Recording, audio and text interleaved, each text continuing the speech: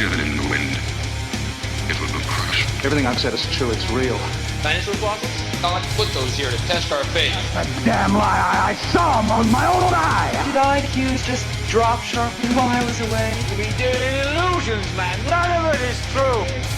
Anointed! This is mass madness, you maniacs! In God's name, you people are the real thing. We are the illusion.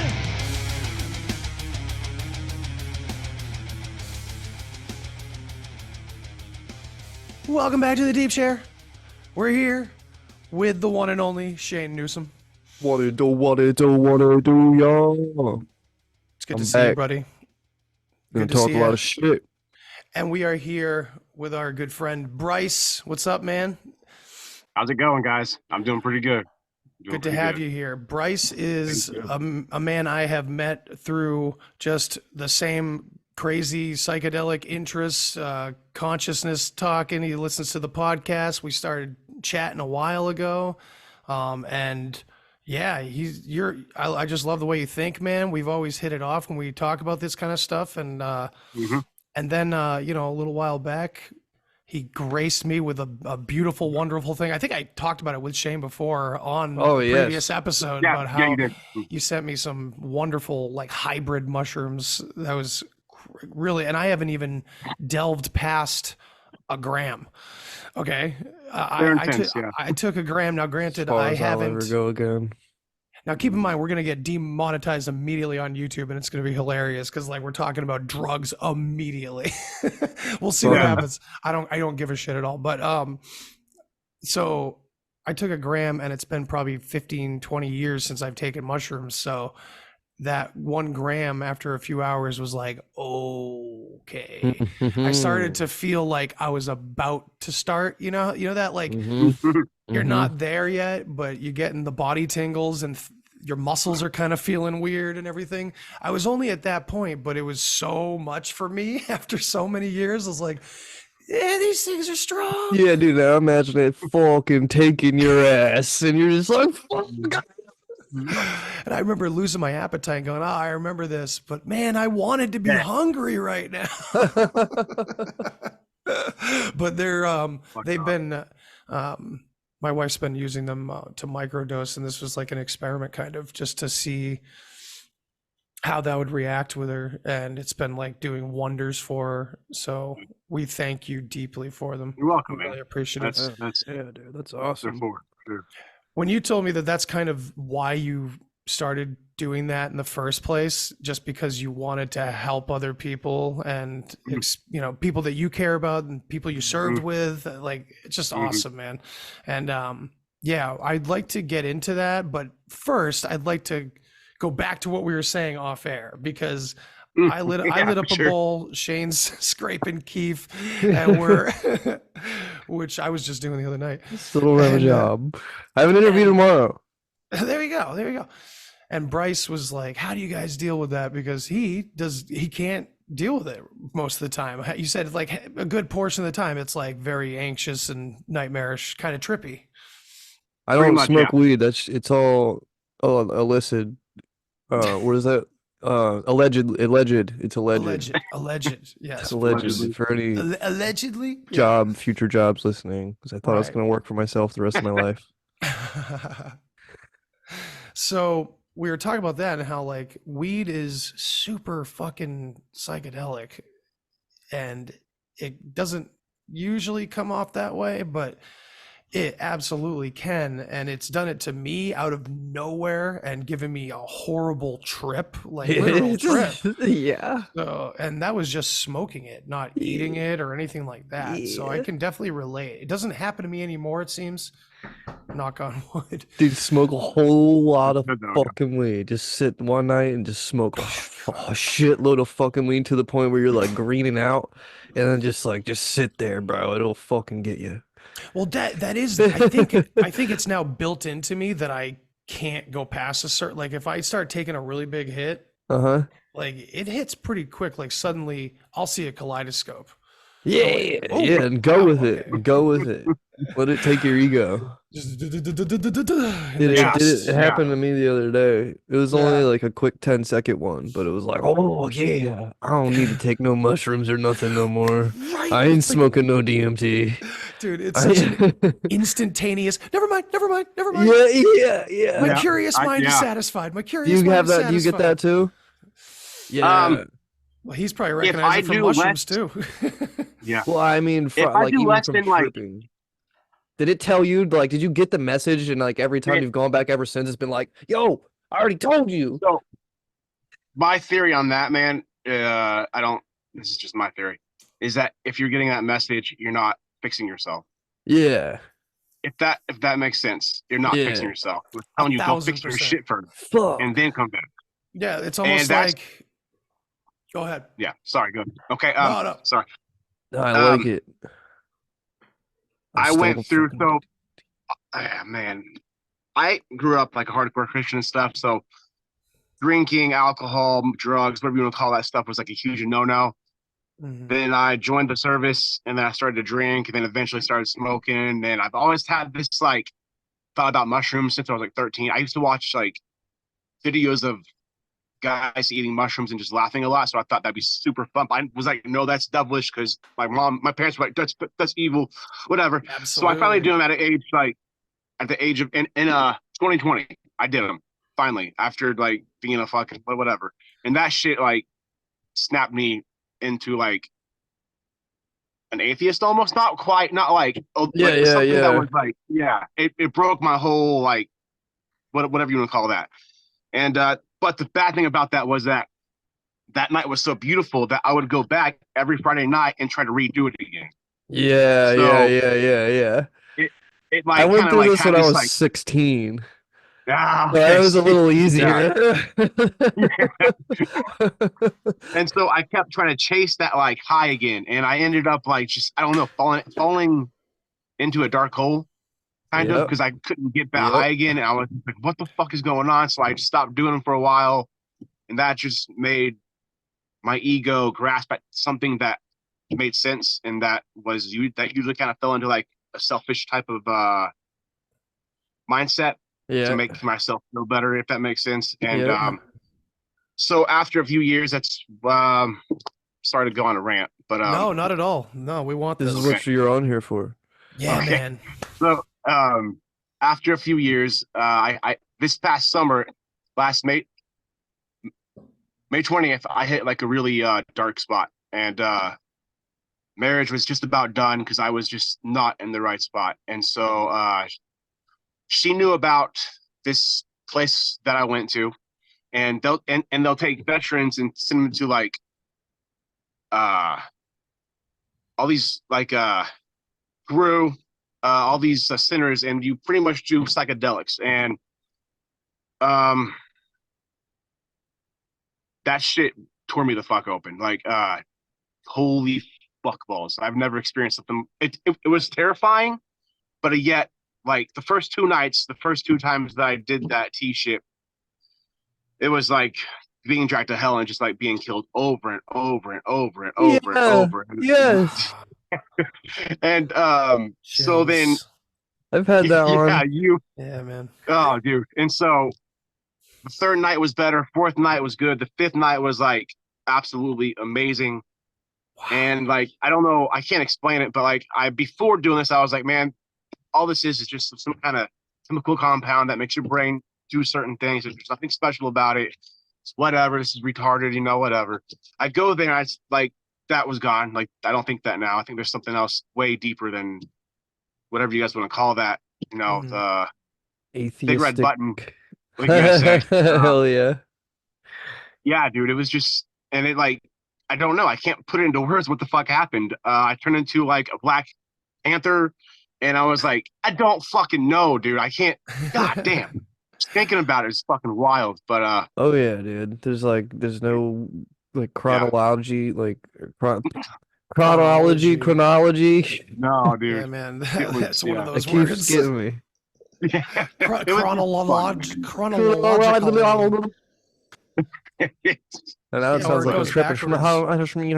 You're like, what? Yeah, you trip hard enough, man. Like, and this is as we often like talk about it. Like, it's not for everybody. Just like weed ain't for everybody, and Yeah. it shouldn't be all the time for anybody. So I smoke too much for sure. But where was I going with that? See, See, smoke too much pot, and you Public can't service. fucking say words anymore. Exactly. Or you go on podcasts. No, you were like, so the talking Bach kind of Saga. the big red Wait, button. what? Yeah, we call it the big red button, Shane and I. Yeah. We call it like pressing the I've red heard that. button, where And it's that's like we where get. that. Yeah, go ahead. Well, we could have either gone, I guess, but it's like the Atman, the Paramatman that they talk about in spirituality, real Eastern wisdom and stuff like that. Yeah. That Yeah, it's like which shit, being like someone from a perspective of never taking psychedelics or never having that out of body perspective happen to you, reading any religious text must be so flat. And I remember it being flat and just being like, either I'm following this or I'm not. You know, mom, dad, do I follow? They were very kind of neutral about it. They took us to church because my dad grew up with the church and he loves the community aspect of it. And, you know, he's the kind of old school American guy that, you know, pushes all that shit down. He doesn't ponder about any of this stuff anyway. But, yeah, it's what a difference, because post that it's like it means everything. Every religious text that has to do with the mind and consciousness and what's going on with the self is so evident afterwards, and it's just beautiful from one tradition to the next. And the red button's basically like that perspective where you can't deny it, and it's like, oh my god, this, like, I just had Charlie Robinson on my show, and he was telling an awesome DMT story where he was watching waves come in on the beach, and then suddenly everything just stopped. And this whole experience took place. And I was getting chills in some of what he was saying. He was talking about the grid, and go listen to that episode if you haven't. But 100%, yeah. But that experience, it's like there's so many experiences within that experience. Sorry, I'm joking over my words. I mean, there are that just don't make sense if things are linear, if things are the way they are supposed to be in material physics. Like I've had thought patterns leap out into things happening in the room.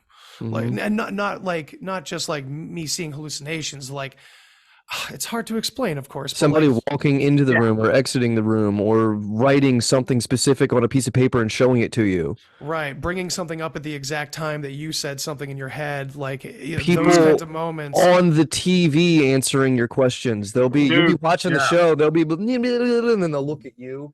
Yeah. Well, that's right. Yeah. And then go back to being the show. Like, yeah, I mean, we're getting a little loosey-goosey. It's like hallucinatory kind of stories, but at the same time, it's undeniable in the moment, and that's what makes the tripping so crazy and unique and kind of sacred once you're done with it. Because it's like, I don't remember, but I remember that I was supposed to remember. Yeah. It was the most important thing.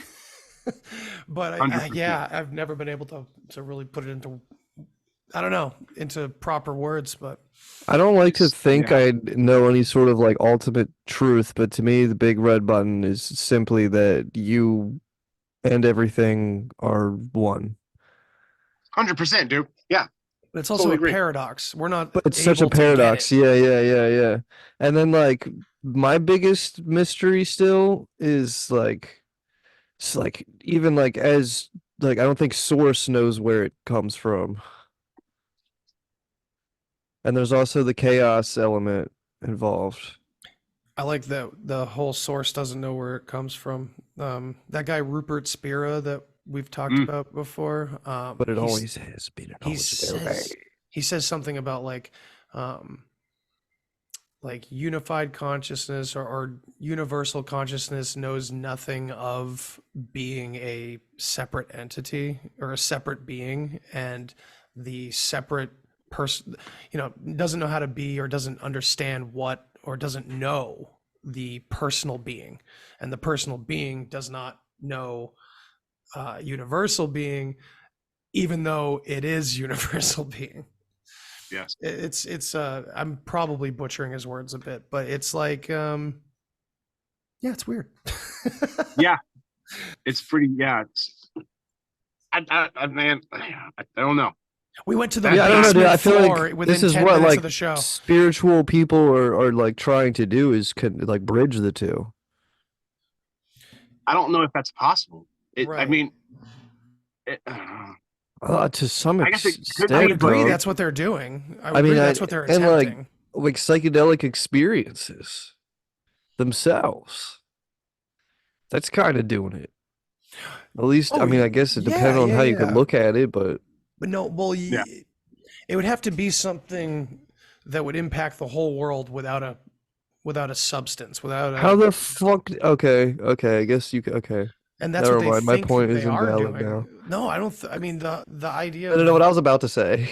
Oh, okay. Well, I mean, I just spouting shit too. But then, like, I don't know. There's people with the theory that like you wake up every day, like you're just switching bodies. You're in a new body every day, but you Sure, have why all of its not? memories. So like you just keep being, you think you're that person, and then I don't. Yeah.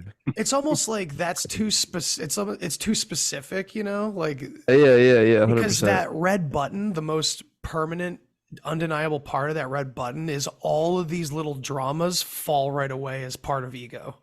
Yeah. Like 100%. I mean, Yeah, dude. Yeah. like I've talked to a lot of near-death experiences on this show, and I connect with them a hell of a lot, even though I've never had technically a near-death experience. But yet their experiences sound a lot like my gnosis and psychedelics. But yeah, there it is again. I can't remember where I was taking that, but this is all juice. This is all gravy. Let's just Just go with it. Well, I was gonna say, like, one of the most permanent parts about that, the whole drama's falling away, is that I think I've said it before, so much of what we consider pure or higher or real being is more of the ego, and we just attach it. We do this is my higher self, my highest self, my God self, whatever.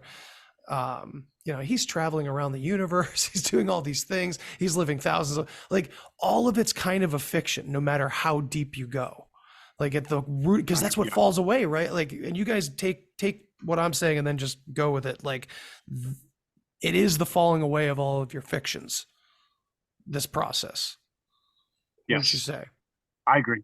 I agree. I do agree 100% that the second ceremony that we had was that was like, that's what I had. It was like fighting my ego, I guess, or my ego fighting, going to the place where I didn't want to go. And once I let go and went there, it's like everything, all the dramas, all the bullshit that I've been like, whatever, causing, and all the ego, egoic mindset of just like, I gotta like cling on to all this bullshit, just dropped away. And once it dropped away, I realized that like nothing really fucking matters. If that makes sense. Like, I say that like something, of course, that made me Not black in a pilled for a negative way. while, You're but not- like, yeah. not You're walking the yes, line. thank you. And you yes, you can fall into that toxic positivity Negative. or Yes. that black hole, that black pilled. Absolutely. Yes, Yeah. Oof, that was 100%. well worded. And have you seen that meme where there's two guys on a bus looking out opposite sides of the window, and one person says nothing matters, and he's like all sad and shit, and the guy on the other side's like, nothing matters. Yeah, Yes, dude. yeah, It's yeah, like playing yeah. fucking Minecraft, dude. I've been playing Minecraft for like 16 years. Like, so like literally since it fucking came out. I don't know how old the game is, but like Yeah. I still play it, dude. I still play, but you have to come up with what the fuck you're gonna do. You have to give yourself a fucking point. Like, there's Yeah. objectives and stuff. Like, you get achievements for like, cutting down your first tree and then, crafting your first thing and, but Right. there's no like storyline really. Like, No, it's up to you to mod the fuck out of it. Invite- Bring your friends. Yeah, absolutely, dude. man. And I think we have a pretty sizable contingency in the general conspiracy community that would say, well, that's the whole Luciferian plan. Turn it into a you thing. It's all about you and your God and all that. And I really do think, and I'm sure we've talked about this before, but I love getting new perspectives on just these same conversations sometimes. You know, it's like, I don't know how to put this into words really now that I think about it. Yeah. I totally blanked. I've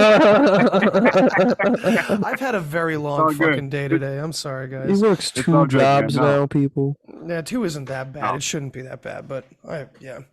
I'll come around to good thinking here. Yeah. I knew I just wanted to get on a show and start talking and get just back into the flow of things. Well, And yeah. like take a break. Yeah. Good. No. No, please. I'm talking vomit.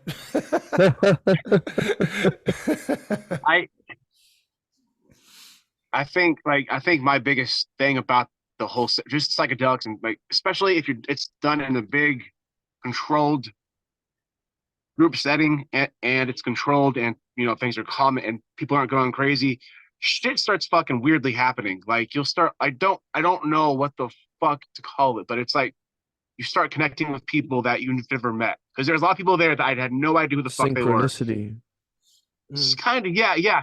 And then after the first or second time doing it, somebody would walk up to me and be like, "Hey, did this happen to you as a kid?" I was like, "What the fuck?" Yeah, I did. That kind of shit. Yeah, and she's like, "What the fuck?" And so that's like, I don't know how to like. Part of me is like, maybe they like this is the I guess it's my mind fuck with me or something, but it's trying to like make sense of it all. Where it's like, you know what, maybe they somehow did research on you or something. I mean, it's not likely. Okay, it's not likely. Right. And they somehow found out that, oh, this happened to you, so they're trying to like get you to like go with it and get more into it, whatever. But I doubt that. So I'm just saying that the shit that they would like talk to me about, like I broke my shin during training, and the guy that was laying next to me after the first night was like, "Dude, I saw you get up to go piss, and I swear to God, your shin was like broken. Did you ever break your shin?" I was like, "What the fuck? Yeah, why?" He's like, "Your left shin?" I was like, "Yeah." So that kind of shit, dude. I don't know if I can like make up it, but that's wild. That's what like set me for a loop. Yeah, man, those kind of experiences, I guess that's what we were saying before. It's like those undeniable ones. Like I had one very similar to that, where a friend was telling a story to a group of us, and I was tripping, a couple of people were tripping, he wasn't. And he starts telling like one of my childhood stories, like something really, really obscure.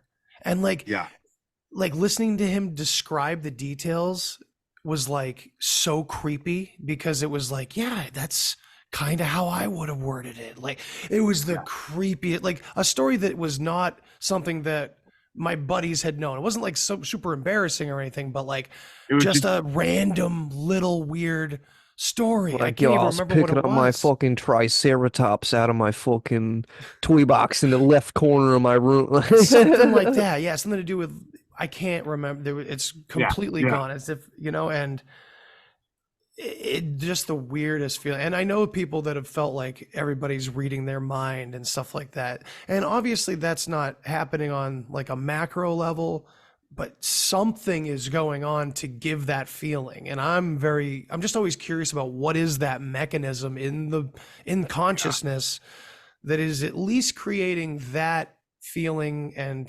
image to us here in duality, working with these human brains.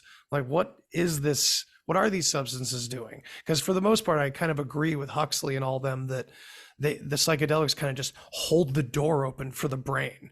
It's like they fit with the brain, just like cannabis. Shane and I talked to a doctor about the cannabinoid system of the human body, and how we have like, what was it, 64 or 6400 or something, something crazy. All these receptors for different cannabinoids that do different things. And the same goes for psilocybin. And my God, they just did that study that psilocybin attaches to the same receptors as like the SSRI drugs or whatever it's called, the antidepressant drugs, like by leaps and bounds, like thousands of times more effectively.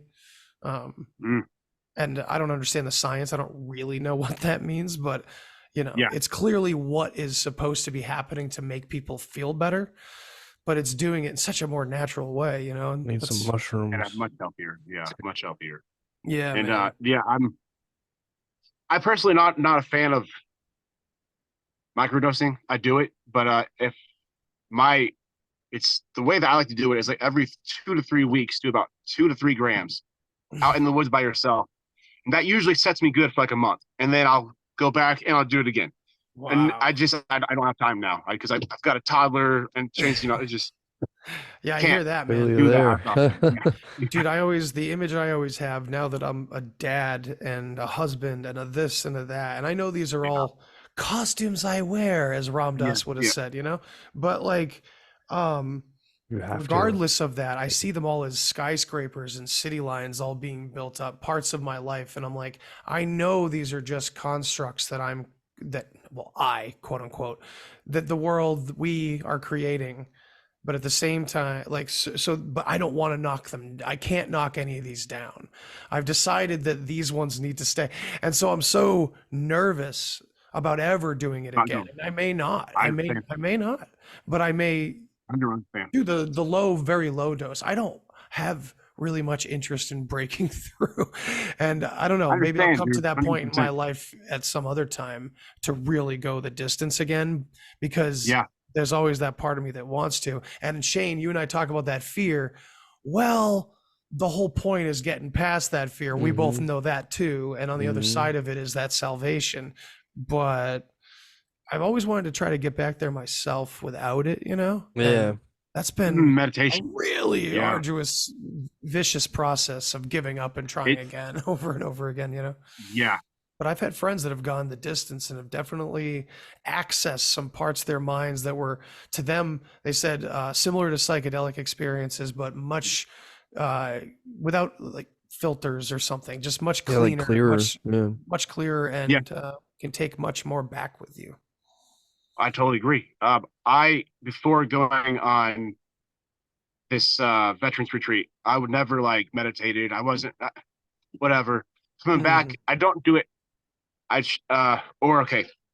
haven't done it in like 2 weeks because of Christmas and stuff, but I'll do it about 45 minutes from like 4 a.m. to about 4:45, and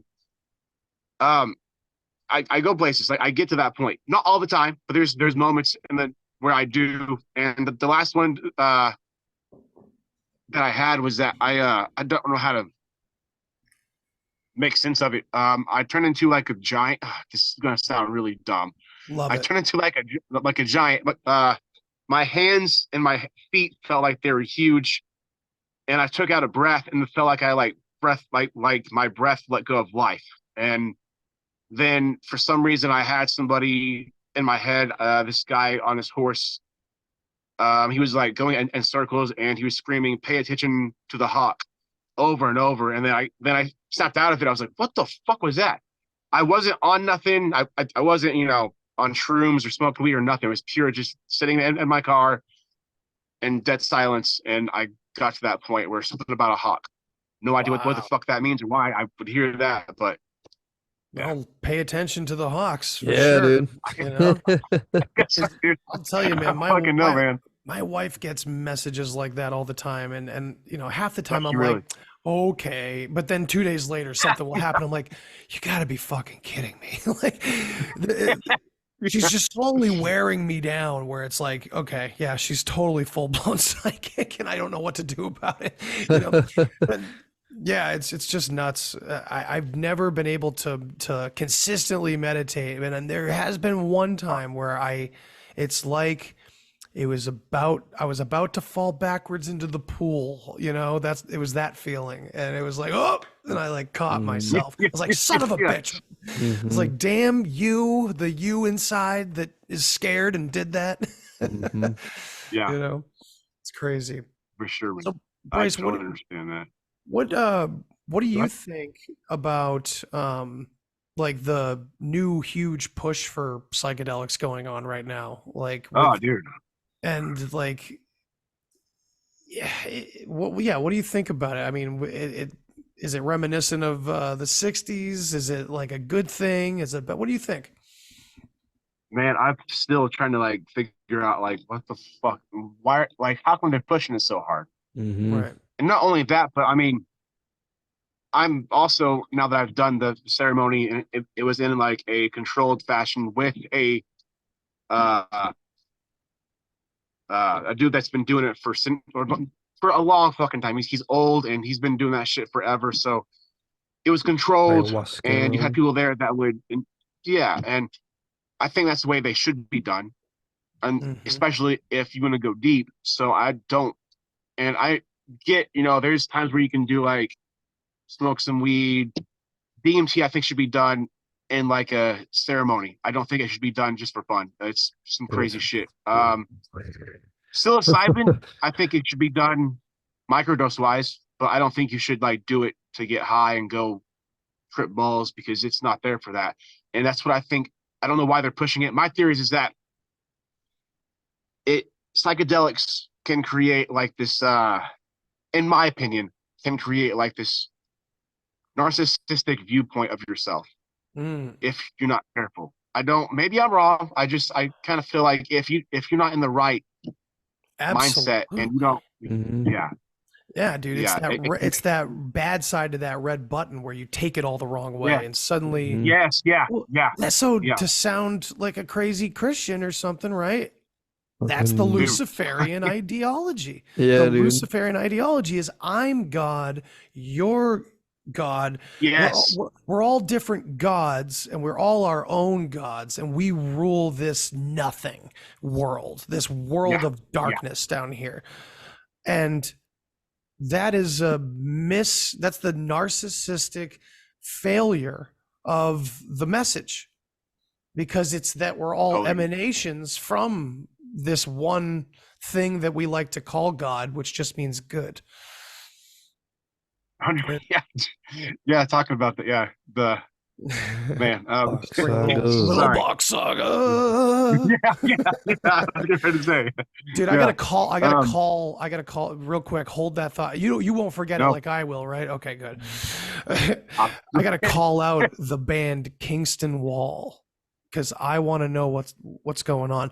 This band is I heard of, can't remember where they're from, and I apologize, but they were awesome. They were very psychedelic, they were heavy, and they wrote a song called Altland East, all about the Bach saga. I've even featured like part of their songs on like a couple of my posts on Instagram and stuff like that. But it's all the lyrics are exactly to do with the story and the Box Saga. everything. Yeah, it was wild. And so I reached out to them and I was like, hey, blah blah blah. I'm this, I'm that. Here's my links. Here's this. I run a Box Saga Telegram and all that. I've spoken with all of them. Would you like to come on and share your perspectives? What do you think of it now compared to what you thought then? Blah, blah, blah. And they sent me back a formal message saying, thanks for your interest. Kingston Wall will have no part in speaking of anything to do with the Box Saga or any of the ongoings with What it. the fuck? And I was like, oh, that's totally understandable. No problem at all. I can imagine perspectives can change over time. Just trying to be pleasant. And I said, but as a podcast host and trying to do some research, I'm always open-minded and skeptical. What changed your mind? What maybe led to something like this? And I've gotten no response. They left me on scene, man. They saw it and they were like, goodbye. So Think it's somebody's interesting. trying to fucking kill him. Very weird. No, I wouldn't go Yeah, that far. It could be just as simple as they decided it was a crazy cult. Fine. Let them, Yeah. that's fine. I know people that do think that, and I know that they haven't dug through the depths that I have, or the people that still hold on to it. I mean, Bryce, you're in that Box Saga channel Yeah. on Telegram, right? Yeah. You've at least glanced and seen some of the conversation that goes on in there. You think those guys are half-ass guessing? I do, man. No offense to okay, but I'll say this. I can't keep up. Like I just can't. I try to. It's just like, okay, It's a dude. lot. Yeah. I'm not skeptical of the Box Saga. Just the only thing that makes me kind of question things is the whole sucking your own dick thing. It's like, you know what? Yeah. I'm not Stuck on like my own dick. I get like what you're saying is that, if we saw people doing that of color or somebody else from a whole different tribe, it'd be nothing. It'd be like, oh, whatever. But if you see Yeah, white it's an guys doing episode it, of you're like, National Geographic. yeah, you're like, oh, whatever. But if you see white guys doing it, you're like, what the fuck? So it could be just me like Isn't that funny? programmed to think, yeah. You So I know? totally And get that. It's still it's hard Go too ahead, for sorry. me as someone that speaks on it all the time, and I'm sure there's people out there like, oh, that guy probably sucks his own dick, and I absolutely do not, because I can't even do. That's I don't do yoga, first of all.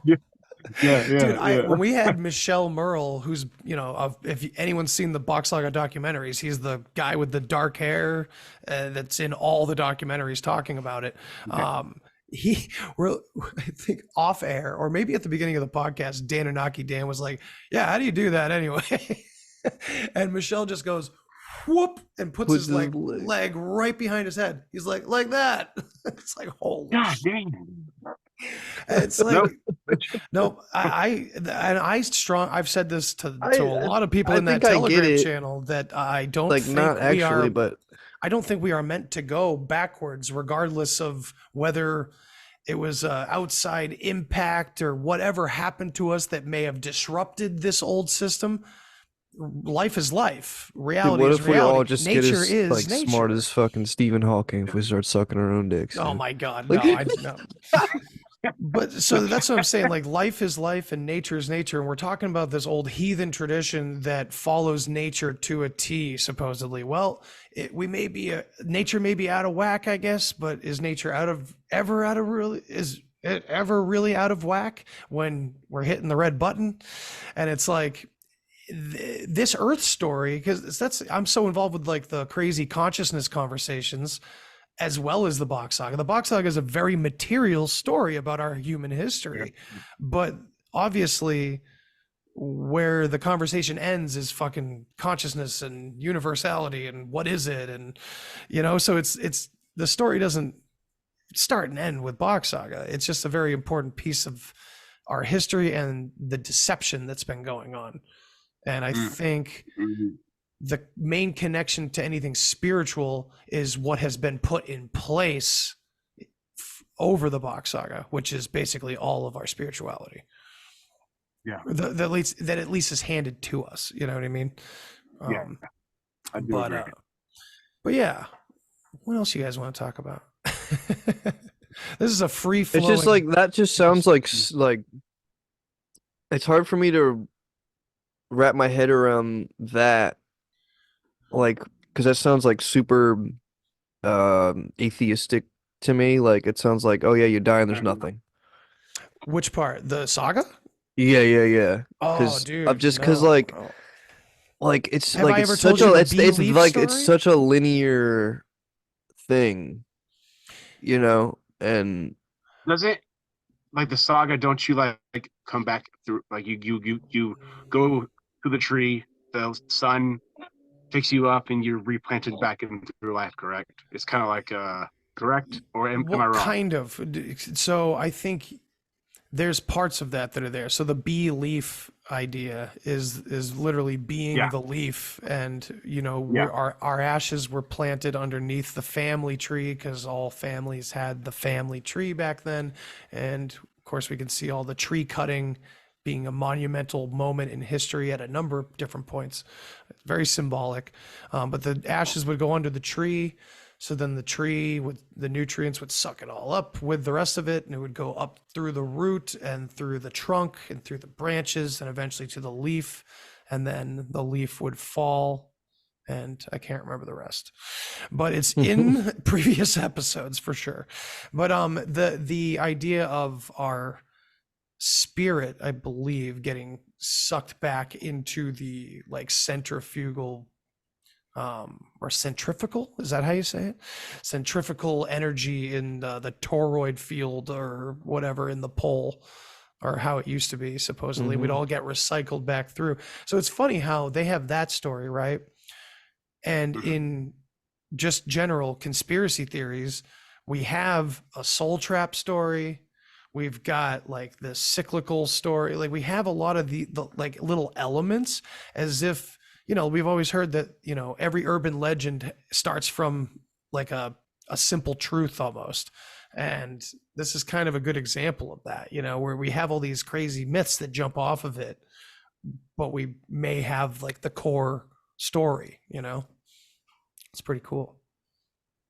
It's pretty cool, man. There's a, what do you make? I mean, this is something that like else that kind of makes me kind of like, what the fuck? The goat and the ape. The goat and the ape. It's kind of like, it's very what weird. the fuck? Like to me, it doesn't seem to make sense.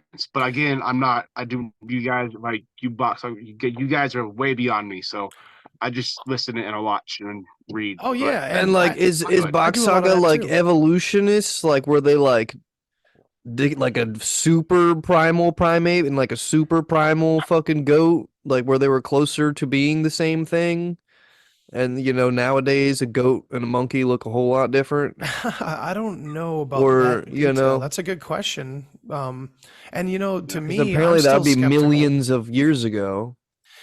Well, they say Paradisette, the Paradise Time, was, you know, it ended 50 million years ago. They said. Yeah, so potentially hundreds of millions of years. So my take on it is it might be astrological. Whereas like the goat and the monkey, I think the monkey represents Aquarius, but I could be wrong. Somebody will correct me. I saw that. Somebody said that in the Telegram. The ape represents. Yeah, I think you're right. Sorry. Go ahead. Might be. I can't. It was probably Dustin. Dustin, he's the one that's kind of working a lot of this stuff out, but there's a lot of great people in there. But yeah, then the goat would represent Capricorn, right? Or Aries, or both. I don't fucking know. But yeah, the goat, of course. Yeah. I don't know. But the thing is, like, so it might have something to do with like, yeah, when that creation happened. But the thing that I'm curious about is like, we've been lied to so much that we're missing so many pieces in the middle that even if that is the truth, that we're a hybridization of a ape and a goat, that it completely seems ridiculous because we're missing so many pieces in between. You know what I mean? And the other angle, why hasn't a Box Saga person taken a monkey and a goat and made them fuck it to make it a person? Dear Lord, that's an interesting idea. And science would absolutely say that's probably not viable at all either. Yeah. So I don't know, but there are weird pictures of people with horns, and not just disfigurements, but like old paintings of like it being kind of like they were adorned with like gold around them and stuff like that, like horns protruding out of their heads. And that may have been Catholic symbolism, sure, but where did that come from originally? Why would it be that way? Because the goat was being suppressed, because that meant that whole heathen culture was being suppressed. So it's like you gotta see what item you're talking about is downstream or upstream from the other in history before you can go, oh, that's where that comes from. You know, it's like, well, if the horns are just, you know, a demonization of heathens, like, well, that's just part of the story, because to begin with, the goat itself needs to be scary and bad for that to make them scary and bad. Right. So why is the goat scary and bad? You know, and so it already is suppressed. I don't know. I'm going all over the place here. No. That's kind of my idea, and the other idea is that I often say that the bad guys don't really ever create lies. They just take what's already true and manipulate it or hide pieces of the puzzle and stuff like that. So it's interesting that at least one side of the Box Saga creation story has stuck. So it's weird that, like, if they were trying, I don't know if it's just, I'm not sure how to word it, but like the ape part stuck around for some reason. This crazy weird Box Saga story that is clearly very old, whether it was just one family telling this crazy story for generations and it wasn't true, or it was true, one way or the other, it's clearly older than Eeyore Bach. There's too much for him to have put together himself. It's impossible. Dude, yeah. Too many things that we found out confirmed after he was already dead that he didn't know about when he was alive, like things that he didn't bring up that we've found since, you know. So so it's just weird that the ape part is true, you know, and this story has been around since way before we knew about that, and way before Darwin, you know. So it's like, why would the ape part stick around? That is kind of weird that we came from an ape. And I don't know, we're for some people this is a weird conversation, I'm sure, but we're, you know, it's just trying to get to the roots of everything, and these topics are weird. Yeah, I guess like something else that kind of stuck out to me is that almost wherever you look, there was like people taking goats and like sacrificing them for like their gods or whatever. Right. And that to me came off as like, why the goat? Why the goat? Like how far back like does that go? And it took, like, to me it came off as, oh, you gotta like kill your mother in order to, like, for whatever reason. I don't. That's just my mind. That's an interesting point, man. I like that though, because it immediately made me think of the destruction of the divine feminine.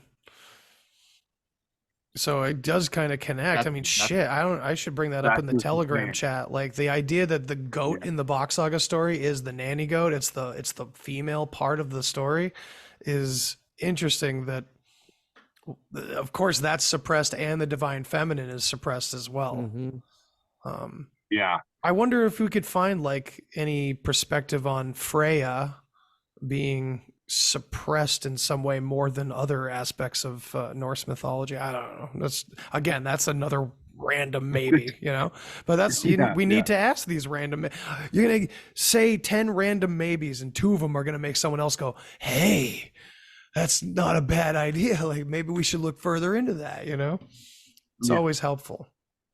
But that's another idea about like taking psychedelics again. Now that I know all the things that I know they're just all going to fall away as fictions at some point down the rabbit hole. But I don't know, what really floored me about the Box Saga to begin with was this idea of an original language, because I felt that and experienced that on a psychedelic trip, where suddenly I understood that like syntax itself had like a hidden story inside of it, and it didn't make any sense to me. And of course, this is after coming back from it, you can never really explain it the right way. But yeah, it floored me for a long time, and I never knew what to make of it. And it wasn't necessarily exactly like this, but when I heard about the root language, I was like, oh fuck, like it just sent chills down my spine and everything. I was like, does this have anything to do with, you know, it was nuts, man. But so tell us a little bit more about yourself, Bryce. You're a vet. What branch of the military were you in, if you don't mind talking served in the about Corps. that aspect? No, okay. Cool. I served in the Corps for 4 years. I was deployed to Afghanistan twice. When? Got out in 2000. I went in 2009 to 10. Damn. Okay. No, I'm sorry. 2010. I went and I went back I went back in 2011 to 12, and wow. Then I got out. Came back home. Service, man. Yeah, thank you, man. Oh yeah, you man. Fuck. No worries. something something that I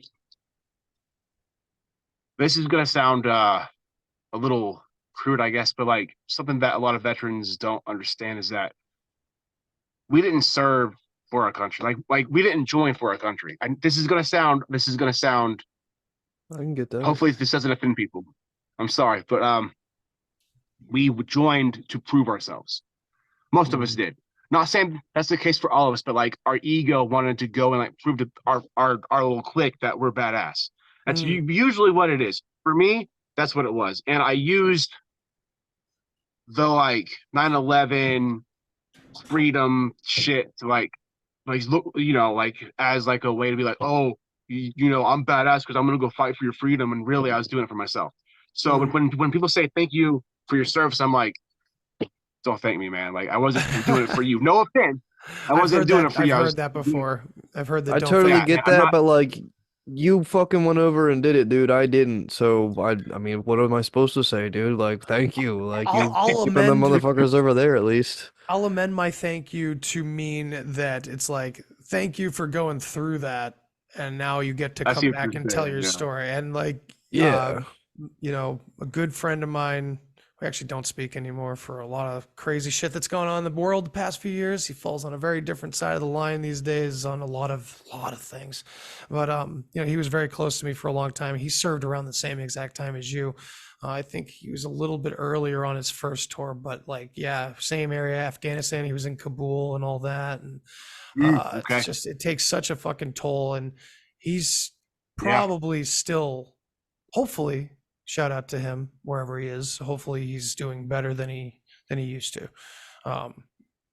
But yeah, it's a, whether it's whether you feel like it's justified or not, when you get out, it's like you still went over there and you did something that a lot of us, whether we agree with it or not, we don't want to do it because we're fucking terrified. We don't want to put ourselves in the line, especially for someone else's war. So it's like, no way. Like, oh my God, I can't. But I, you know, so it's worth thanking you for it in some way, at least, you know, man. But I totally get what you're saying though. Yeah. It was a narcissistic moment of my life where I'm just gonna be honest, like I did it for myself and I would use the freedom thing to like make myself look cool. And then I joined and then I was deployed and I realized this is a load of shit. What the fuck am I doing here? Like it's just like what the fuck is going on, dude? And that's when I was like, all right, dude, I'm fucking done. Like this is retarded. Cause you go over there to a country that they don't want help. I'm sorry, Afghanistan doesn't want help. I'm sorry, but they don't. And the people there were super kind, super friendly, and they wanted the Taliban. They did. They wanted to work with them, and it was just come to a point where it's just like nice people, like super friendly. And I don't have any like hard feelings toward those people, but they don't want us there. Right. And people get mad about how okay, I'm gonna go off on politics just a little bit. Sorry, but No people problem. get mad about how we how we just like pulled out. And I mean, yes, we pulled out in a very extreme fashion, but we needed to get the fuck out of there. Not in that manner, but at the same time, we need to get the fuck out of there. Bring our guys back home. Because we shouldn't have been there for that long at all. Exactly. Or at all. 100%. Right. Yeah. It was all it was all for money. It was just to make the politics richer, and I was a pawn and I was used, and they, you know, I mean, yeah, so that's and so coming back home and then, you know, dealing with my trauma from all that shit and just, you know, life and ayahuasca, man. Yeah. Shout out to that motherfucker. That's just crazy. Hell yeah. Mother It's ayahuasca, crazy, right? Yeah. Yeah. What do you guys take like sorry. What do you guys think about like when it comes to psychedelics and you have that experience? Especially the like profound experience, you're like, what the fuck was that? What do you guys think that is? Do you just think it's just like your mind doing its thing to a chemical, or do you think there's something Hell no. spiritual behind it? It has to. Absolutely Yeah. something spiritual, dude. There's no way it's my brain makes up fucking like way more than half of the shit I fucking seen, dude. Like it's such a paradox again, because it's almost like you can't, you as an individual can't put yourself in the position of being everything. You can't imagine it. And then shared experiences, like Right. The just shared, who that shit's nuts, dude. Like my friend and I were laughing and talking to each other for a while, and we weren't using our mouths at all. I swear to God, it was just, and yeah, I guess that's all in our heads, right? Both of us reacting the same way for 15, 20 minutes, but not saying anything to each other. Yeah, that was totally all in our heads. Yeah, maybe, but there's just, again, there's just Most way likely too not much going. uncanniness. And I think there's something to what the skeptics say, and I think there's something to what a lot of believers will say. You know, I really think it's always in the middle somewhere, and it continues to do that no matter what we discover. You know, like you're getting close. It's like that fractal where the line, the crack is in the middle, and no matter how close you get, there's just more cracks, or the crack just gets deeper and deeper. Yeah. Like it's, no matter where you think the center is, eventually it's not. It's two sides, you know, and you're trying to get, it's an onion, it seems. But beyond the onion, I said this online because someone's, I'm going to pull it up. It may take a minute, but if anybody wants to jump in, just go ahead. singularity. That's funny because I was literally just looking up a person that I said this to, and his name on Twitter is Singularity. Yeah, no shit. Yeah, he literally named himself Singularity and 4,738 others. So that way, when he friend requests you, for a minute, I was like, oh my God. 4,738 people sent me friend requests. That's great. But awesome. Oh yeah, there it is. There's no such thing as a miracle, only things not yet understood. And I don't know where this came from. I was high, and I just replied to him, eventually, if we survive to this point anyway, we'll come to understand knowledge as a hollow tunnel, which we traverse unchanged. On that day, we will also understand that the hollow tunnel never accounted for us to begin with, or how any of this makes sense. Paradox and miracle, same root. That's what I wrote. Yeah. It got 12 likes. So people dug it. People dug it. And I don't know, to me, that literally is what I have visualized for a lot of years when thinking about this topic, where we're floating through this like big tube, and every little speck of this tube all around us as we go through is fascinating. And the more we go, we learn more and more and more. And I guess somewhere within it, we start to think that all these little pieces that we're pulling are part of us, and we're going to bring it with us to do something with it or something. And then eventually you float out of the tube, you know, out of conscious life. And suddenly that tube is no longer there, and it had never had anything to do with you to begin with. Oh, and I forgot the most important part is somewhere in that tube also, you're trying to figure out who the fuck you are by verifying it throughout all these things around in this tube. And then when you leave, it's like, well, oh shit, none of that had anything to do with me to begin with. Yeah. That's kind of how I see knowledge. And I think that's why it was, you know, regarded as evil. And so I think there is a point, so like where I definitely disagree with a lot of layers to the Catholic Christian idea of the evil serpent in the tree and all that. At the same time, I wonder if there's a fine line there where there is a layer there that's true, where there is a reason to look at knowledge as not good in a way, because sure, it does what it does, but it will never answer the questions that you want it to. See, now the high has coalesced and I can speak.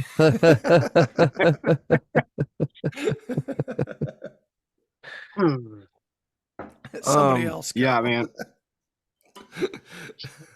Go ahead, Shane.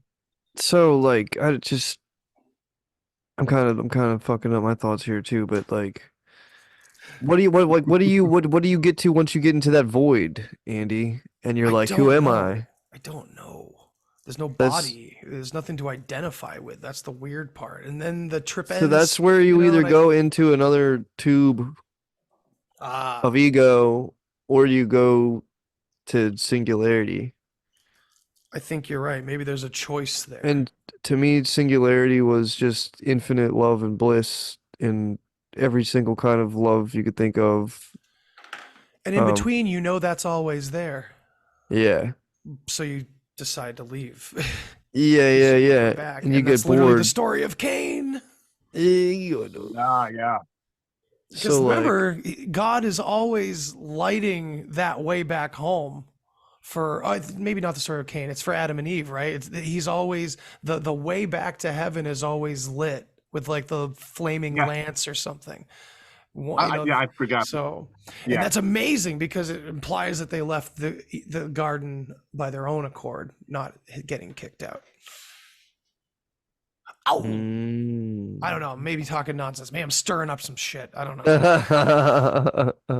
Well, I mean, they did take it upon themselves to eat the apple, and they knew that would get them kicked out. So they did. Either way you look at it, they did it on their own accord. Dude, speak of, it wasn't even a fucking apple. Like, there's no way that was a fucking apple. No way. Shout out to Dr. Fucking Narco mushroom. Longo. Actually, was this? Yep. Well, I mean, I don't even know if he specifically said this, but shout out to him because he's in Florida and he talks about this stuff all the time.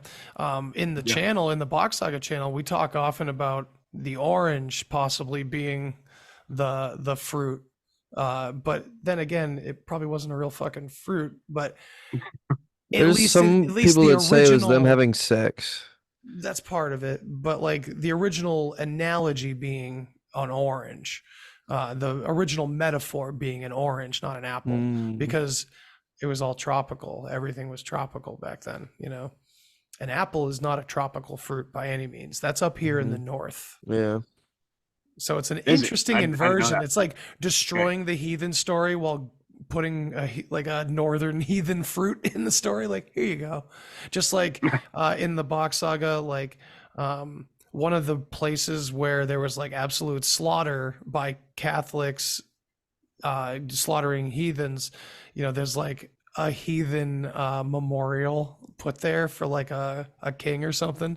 And it's like, well, you know, that was put there by Catholic monarchs and shit. It's like, here you go. Here you go. Here's your little monument. We destroyed your history. You know what I mean? Yeah. They love to play with their fucking food. Like cats. Yo, did you see that shit where cats and snakes are the same fucking thing? What? Man, we got to get back to playing clips, Shane. God this damn it, dude. video was talking about how like there's like almost no cats in the wild that have the slit eyes, but most, if not all, snakes and reptiles have the slit eyes. Cats hiss like snakes, and they play with their food, specifically mice. There was like a lot of different facts. It was like, this is really creepy. Because when you think about it, there's tons of serpent symbolism, like all over the world, that equates to like gods and wisdom and gnosis, cycles, all that kind of stuff, consciousness. And then randomly cats are worshipped. Yeah. And I know there's a lot of animals that are worshipped, but like they're worshipped in a very similar fashion to the serpent. Like they're given a lot of the same features and everything, and a lot of the same symbolism. So it's just weird. It's weird. Maybe it was some engineering going on there or something. Goat and monkey, you know. So weird thing to do with my little trip that I had. The Incas, where I was at, so the snake and the cat were like two of their big like gods, I guess you could say, like, and the two of the big things that you see while you're tripping on that tea stuff is it's a snake, a spider, and a cat. And it's weird that you mentioned all that shit because it's just like talking about, you know, the snake and the cat. And then I think about my trip as how I was seeing this. It's just just super random, but yeah. Well, you know what what about this? What is about the spider really? Because like I thought of its web instantly, because the grid or the web, I think Shane and I have talked about that. Bryce, have you ever seen the grid on mushrooms, dude? Fuck yeah. Yes. Fuck yeah, dude. Yeah, fuck yeah, dude. It Shit just was encompasses crazy. everything, regorse of the contours or shapes. Like it's literally like the fabric of reality, or the Matrix. Yes. Speaking of my my first So trip. creepy. In the woods. I think it was around 7 grams. Shit. Yeah. Yeah. Now that's a heroic dose. Take that, McKenna. That shit. Yeah. So me and my brother. He took about 3 grams, but I took about 7. I'm gonna assume because I took 5, then I ate more. But yeah. We're laying down on the dirt, and I tell him that I'm gonna like die, and he's like, "You're gonna die?" I was like, "It's okay," and I immediately just like black out, and I see. I don't know if you want to call them gestures, but they're like they look like clowns, and they're swinging Yeah. on this like swing thing, and they're like, "You better hold on, buddy." I was like, "What the fuck?" And then like I'm like shot the fuck out of my body, and I see like space, and I see numbers, and like all these spirals. I don't know if they're like whatever. And then I see Earth, and it's like a big grid, like a big fucking like grid system. And I come back to Earth, and I see like, dude, I can't put it into words, but it was just like the like trees had like numbers on it. My brother was like in the grid system, but he was stuck, and I was getting this message that I'm supposed to save him, but he didn't want to be saved, and so it was fucking weird. And then I go start talking to trees, and these trees are like, back then I didn't know what the fuck, but they had like big beards, and they kept telling me like, "You need to get out of here, you need to leave." And I was like, okay. So I just walked away, and I started like talking to myself, and my brother, he's freaking out because and I get this message. This is where things can get bad for people, is that I was told that I'm God, that I'm the one that I'm the one that's chosen, and I need to tell the people that they need to know this. And I don't know what I needed to know that to tell them, but they told that the mushroom said, "Hey, you need to tell them this." And I was like, "What the fuck?" Yeah. Fuck, dude, I had Yeah. same identical experience. And Yeah. just to cut it, please, I want you to finish, but are you familiar with the song by Tool, Rosetta Oh, Stone? dude, yeah, no, 100%, dude. Did that I ruin know your people, life and terrify you when you read those lyrics too? Because my God, when I read it post, a trip having all that, yeah, I'm like, what is going on? yeah, dude. What It's is happening? yeah, Which in turn made me feel like I was the one. yeah, yeah. You are. Thankfully, I see. This is where You I got to are. give a shout out Yeah, we are. to being a Christian, because when I got that message, thankfully my ego didn't go like get huge. I was like, "No, you're not God. Your God's Right. up there, whatever." So thankfully, I didn't like, because that's where things get real fucking tricky, is when you have that message, and it can go straight to your fucking ego, make you feel like you are, It something has special. literally created the Satanic Church. And you, that's the confusing part, right? Because it's like our enemies kind of are exactly what Catholicism and Christianity kind of says they are. It's just not a supernatural thing. It's literally people doing it and being it. And you can argue whether they're imbibed with the spirit of Satan or not. It really doesn't matter when it comes down to like what we see right in front of us. And it's like the satanic panic of the 80s and everything, right? Well, kids were clearly having horrible things done to them. Whether these people were in a satanic church about the God that they are, or the God that they believe in with red horns and a pitchfork and shit, it doesn't really matter. Real things were happening. And I think the panic part is the orchestrated part, it's as long as we can get people riled up about things that they're starting to culturally not accept anymore, because atheism was like the rock star thing to be all growing up. When I became a teenager, it was like, yeah, no one believes in God. Like, it was all the rage. And it wasn't because of satanic metal bands.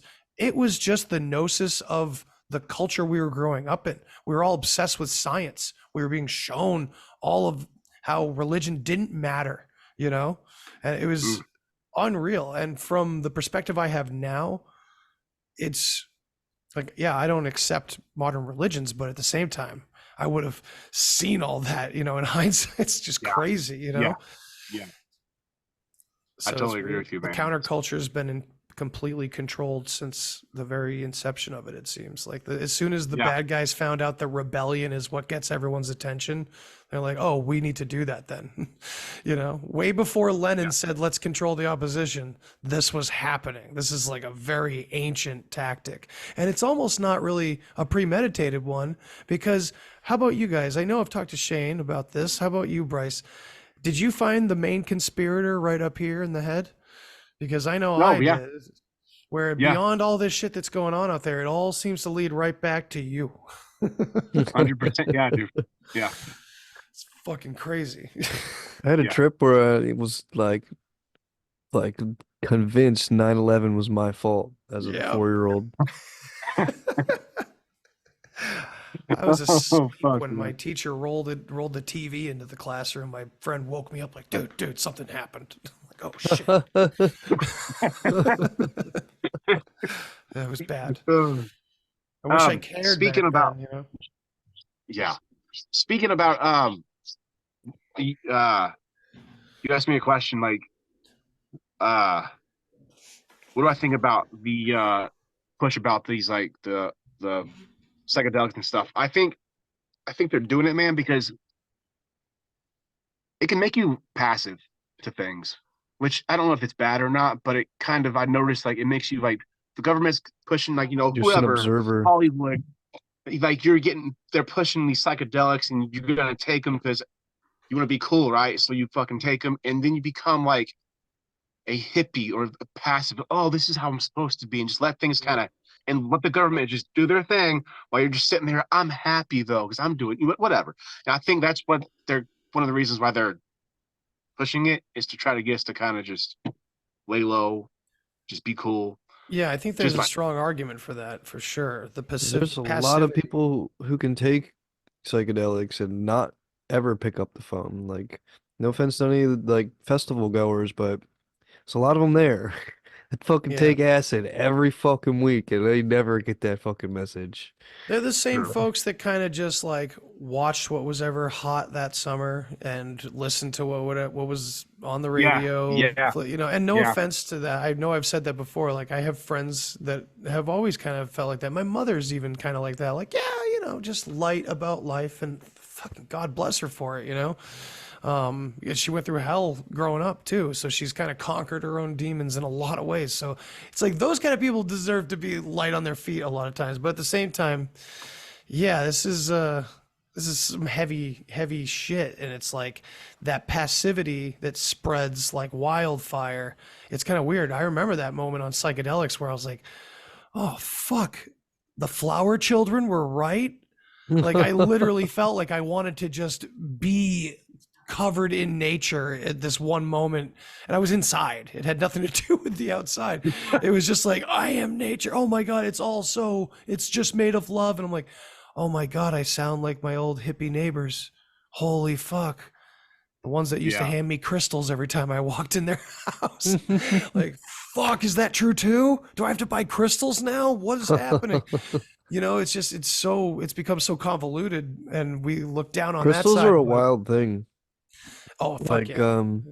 They're like people brains, like, if you don't know how to work with them, like, you are going to think it's a load of crock of fucking shit. Like, yo, these are just fucking rocks. Right. But, you know, you get, once you learn to like feel like subtle energies and stuff, you can, you know, in a meditative state, see how it affects it.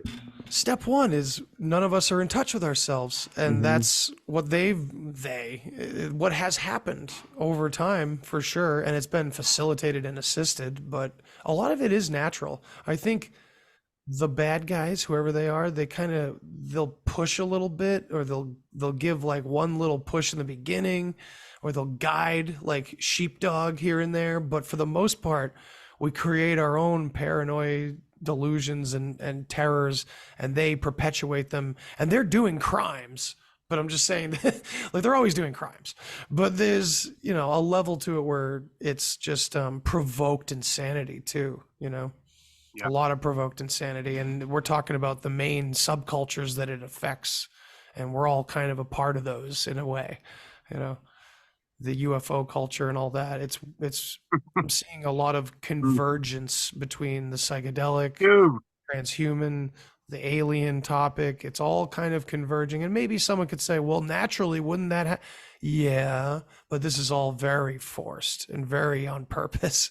It's a manufactured convergence, you know. it's so weird because I wish we had the answers why they're doing that. And because I noticed though a lot with, especially with, you know, people that I know that like to trip a lot, and people that went there with, like, they're very, so sorry, I'm getting off subject, but No worries.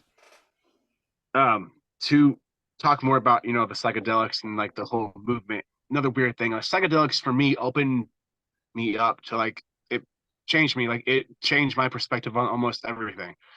If it wasn't for the psychedelics, I would have got the vaccine. If it wasn't for, you know, but now it's like the people that are into like psychedelics are getting the vaccine. It's like, Right, what the fuck is going on? Yes. You know, what the fuck is going on, dude? Part of my brain goes, well, you're thinking dualities, because I think the same way. But unfortunately, it's like, yeah, but that duality is manufactured. It's there on purpose. So that's why it's there. It's not saying it, you know, duality is a limited version of reality for sure. But this one's manufactured, you know, it's very weird. I talk about often how, you know, I'm 38. I graduated high school in 2003. And all my rebel friends from back then are on that side of it pretty much. And I'm not saying we're on, it is sides. It really is, unfortunately. And It is, yeah. I try not to say that, but it's undeniable when you get together with people or not, you know. It's really rough. Yeah, I don't know, I'm trailing off here, but Yeah. yeah, I think another thing about the whole psychedelic movement is that when I was at that veteran thingy, a lot of them, I mean, are very much into the system, very much like, I love them. We all had a very close moment, and I'll always hold that moment very, like, it was a very precious moment. But at the same time, they were very into politics, like really big, like they're all talking about politics and debating politics, and it's just like, we're here to like get away from that shit. And Yeah. you guys, it didn't set well with me. It was just like, I don't know, man. It's so weird because they're also like big hippies, and they're all like, you know, about love, but then yet they're doing the whole vaccine and whatever. It's just like, it's so fucking weird now, because when, I mean, given I only started doing psychedelics in 2020, May 23rd, and that was during the whole push. Well, that's when the push kind of started. Was when the COVID shit came out, and Yes. somehow I didn't get caught up in that shit. Thank God. It's just weird how yeah, that shit's starting to, it doesn't make any sense to me, because psychedelics made me like, you know what I'm saying, do the Well, I think opposite. you highlighted the other side of the tactic of, because, you know, they do the passivity thing, right? They turn everybody into grazing cows, but not everybody. For the other ones, they turn into the liberal people with the megaphones, and that was true in the 60s. And that's true now. The issues that those old liberals were fighting against were way more legitimate than the ones that are happening now, though. Totally agree. Like, you know, you say that traditional liberal or classic or old school liberal, like there's some truth in there. The liberal side has, as I'm finding out, the more history I learn, the older I get, you become more the other side a little bit, you know. But it's the liberal side has not necessarily been full-blown leftist the whole time, you know, but now it really is. I'm no expert on that. There's many books on that topic, you know, but it's just so weird to see. Like, everybody I watch Zeitgeist with, you know, thinks that the good guys finally won when like Barack Obama got in there.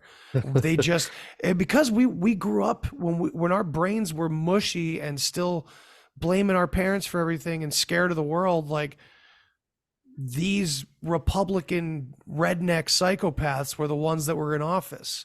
And of course now they're all part of the same fucking club, but at the time you didn't know that. A lot of us didn't know that. So when they were finally gone and Obama came in and he was all about change and all that, a lot of my friends got swept right up. And it really sucks because it was like, shit, thank God we watched Zeitgeist, because that totally destroyed any red versus blue bullshit for, you know, it was immediate. I never voted. Yeah, it just was so sad to see that fucking happen, man. And they've stuck with the religious part of it. All the liberals hate every aspect of Western religion. They've stuck with all like that, like, you know, it's just, you know, where it all comes from. It comes from older stories, like all that. Like that was fueled by a lot of like liberal minded ideas to kind of see the bullshit behind a lot of the evil church, you know, the Catholic forces that have been around for centuries, you know, like that's the weird part. There's truth on both sides, but 100%, man. it's just like where it's all leaning us as like collectively is weirder. I don't know. It's just different. Yeah. Yeah. Yeah. Agree. Totally. What the hell? I wanted to ask you something else, but I can't remember what it was. It'll come back to me. I'm thinking of all these things that Shane and I usually talk about when it comes to like consciousness and everything. And it's like, gotta bring it up to someone else. Gotta you know, bounce it off of more perspectives, you know? This tuning fork, bro. Oh, dude, you got a tuning fork. Perfect. You hear that? That is. Yeah, dude. So yeah, guys, it's been a good conversation so far. We don't have to end it here. I'm just kind of not sure where we should go. Yeah. We've hit a lot of deep points for sure. Sure, man. How do you use mushrooms to help people? Well, yeah, if you know, if I give them away. allegedly, I just give them away. I just Hell give them yeah. away, man. Yeah. Hell yeah. You know, It's a I spiritual gotta be act right careful there. because there are people that will use you for that, and I've got Yeah. I can usually weed them out pretty quick. I had a guy that I served with. I gave him like 30 grams. I didn't really serve with him. I was in the same unit with him, and we got out and stuff. And he was going through some problems, so I said, "Here's 30 grams." And like 3 days later, he asked for more, like another 30 grams. I'm like, You no. sold them. Yep. Yeah. I was like, no, we're not doing that. No, not getting involved in a fucking sales ring here. That would be bad. Yeah. So it's just, but yeah, man. How long have you been growing them? Since 2020. Wow, ate you them, jumped right on it, and man. then I was like, I'm fucking growing these things, dude. Fuck yeah. You got it down now. That's awesome. Yeah. And so I can't, the ones that you got, the Squat Max, those are potent, not by me. So with mushrooms, it's all about genetics, and whoever I got them from really like he took their time with them and really made them potent. So it's not me, it's just the strain that I got and the guy that made that strain. They're really, really good. Yeah, the world of mycology and mushroom growing is nuts. It's like a whole different world. Like I've grown pot and everything, awesome. But it's so cool. You feel like a real wacky chemist. Kind of. It is a lot of fun. It is. It's fun what you can do with them, because you can like grow a tub, and then you'll have like all these normal funky, like these normal looking ones, and you'll have this one like blob. And you're like, what the fuck? So you take it and you cut it open and you cut out a little small piece and you put it in a dish, and that grows out. And then you keep doing that until it's clean. And then and then once you grow that back out, you get a bunch of more blobs. And those blobs are like potent as fuck. So you can like keep doing that and keep doing it and get really fucking potent mushrooms. There's one strain out there. Actually, there's a few of them that are like blobs. It's like a literal fucking blob. And I ate 0.15 of one and tripped for about 3 hours. It was like, okay. Yeah. So they're a lot of fun to like mess with and see what you can do with them, and they can look crazy and cool, but it's a whole lot of fun. That's cool, man. And I just love that you're helping people and just giving them to the people you care about. You know, it's like the time I received DMT from a guy that wouldn't sell it because the gods told him not to profit from it. Yeah. It's like, Yeah. oh shit. Same. I'd listen to Same. Yeah. in that mercy moment, I would absolutely listen. What do you guys? Oh, go ahead, Bryce. No, okay. It to me, it's just like when these things are here for, in my opinion. I mean, we could say that they're just here just because they're here, and they're here for a total another reason other than us just to eat them. But I think that they're here for us. I really do think they're here or part of the reason that they're here is help us. So I think it's our duty to like spread that out. Like, hey, here's something that's natural that grows on the earth. Yes, we've taken them and we've made them to something a little bit more extreme, but they're still natural as fuck. So I think it's our duty to take that stuff and like help people out. Yeah, man, I really do. I kind of agree with you that it was like quote unquote for us, and it's like even animals eat them. Like reindeer love Amanita muscaria. Yeah. That's why they fly, right? You know, it's like it's just we're part of nature and they're part of nature. We're part of this conglomerate. I once heard Duncan Trussell talk about consciousness as like an invading entity. Not really in a negative way though. And people might be like, yeah, that's because he's a sadist. He's trying to indoctrinate everybody. But like, it was a really cool description because it really is. It's like, it comes in and just animates us all and like operates within this biosphere or something like that. But it's like almost like an alien life form. We are the alien, and the bodies or the life itself of the planet is also conscious, right? Like everything is. So the whole thing is like being animated by this entity. And it's just a fun sci-fi analogy, but you can kind of take that to the, the more spiritual, what am I trying to say? Like the metaphoric kind of realm of it, and look at it that way. It's like that does kind of ring true a little bit, where it's like that's kind of what we say, where it's like Sophia in Gnosticism, the demiurge is her desire to know her creation. The demiurge is not some separate entity, but we make it into it, and it's almost like an egregore. And it's almost like we are the egregore, It's weird. Maybe that's the title of the show. We are the egregore. We are the egregore. It just sounds badass. At least has to be a death metal song or something. Hell yeah, dude. Let's write it. Fuck yeah, let's do it. Dude, Jeff is writing some. He ain't sent he's it to writing. me. Well, he sent it to me because it's like very it's very fanboy. Tesseract. It's very fanboy Tesseract, like a little, very inspired by that, and he knew that I would just melt over it. So shout out to Jeff Fernandez. We got to do another Horns Up soon, by the way. I'm dying to. Let's find a musician to get on that we know. I'll talk to the few I know. I can probably get a couple of guys from Alica on. From what? Dude, Alica. Alaka. Alukaah. Aluka? Alica. Oh, Aluka. Okay. I feel like I have heard of them either through you or Probably through maybe on me. my own. Yeah. They're on Stay Sick Records. Cool. Yeah. I'm down. Hell yeah. I like everything you show me. They're Like, pretty sick. They're actual like death metal band. love It's it. cool. Yeah, it's pretty fuck cool. They're badass, dude. Bryce, what kind of music do you jam to? About the same kind of stuff, man. Oh yeah.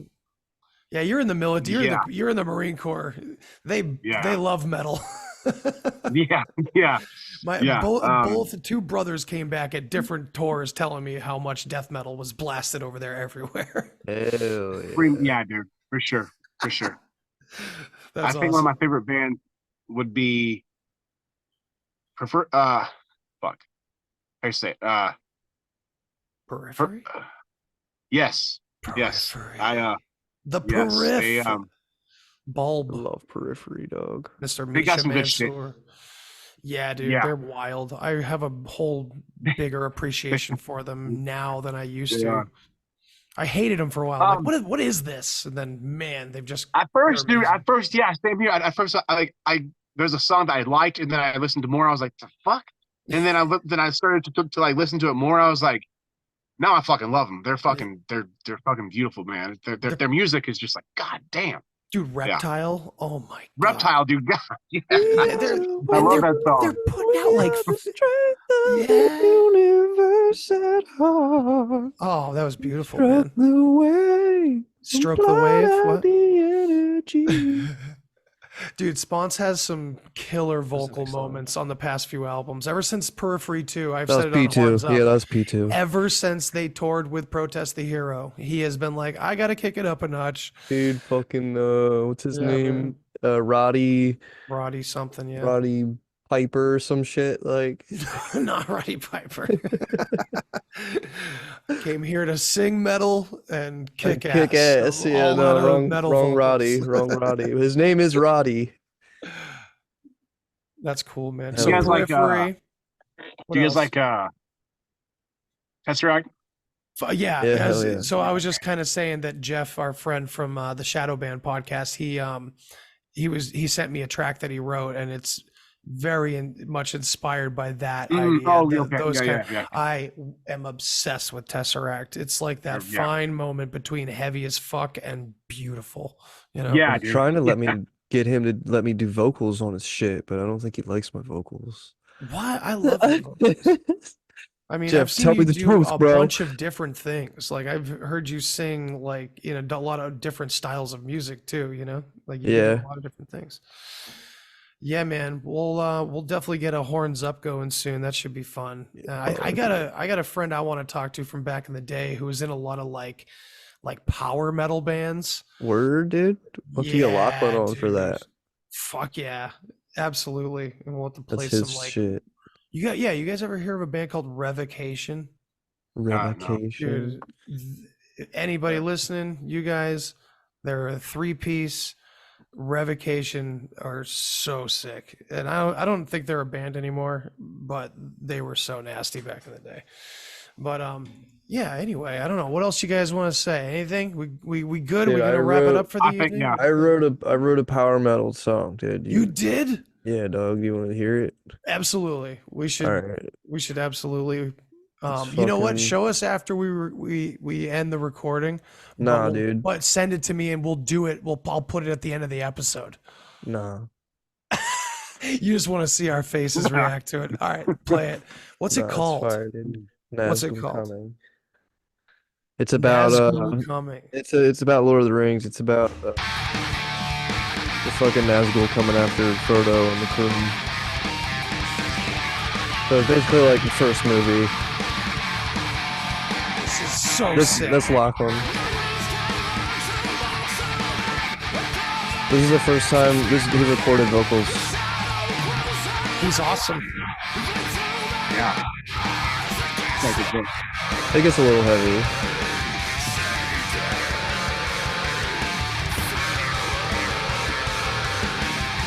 I just sold that guitar because I need money. It's a nice guitar. Is that an Agile?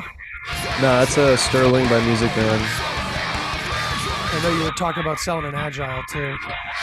Yeah, I still got it.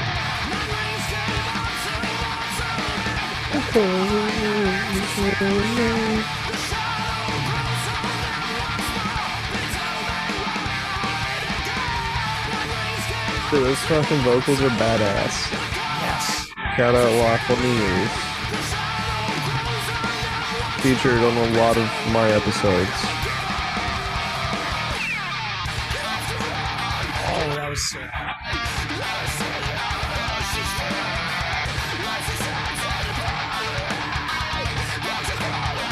So that's when they're like on the road and Frodo's like, get off the road! And they hide underneath their little tree. There's like bugs crawling on them and shit.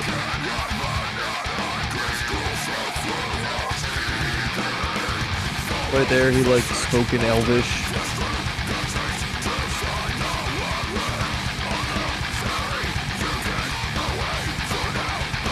guitar solo. It's the first guitar solo ever recorded.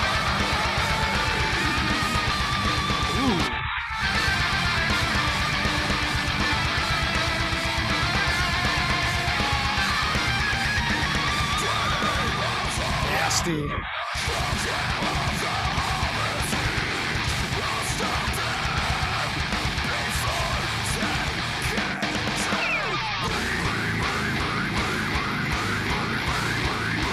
Prancing Pony.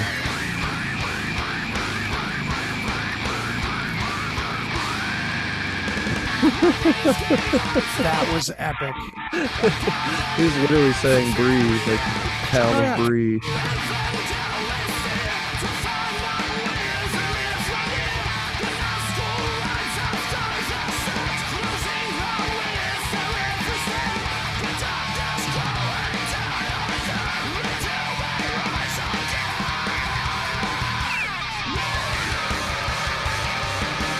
My favorite, yeah. I want to use this lead again in another song. It's so nasty, dude.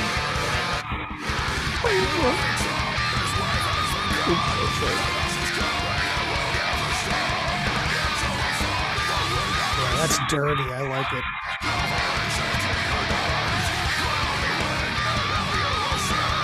This was a nasty high scream I did at the end.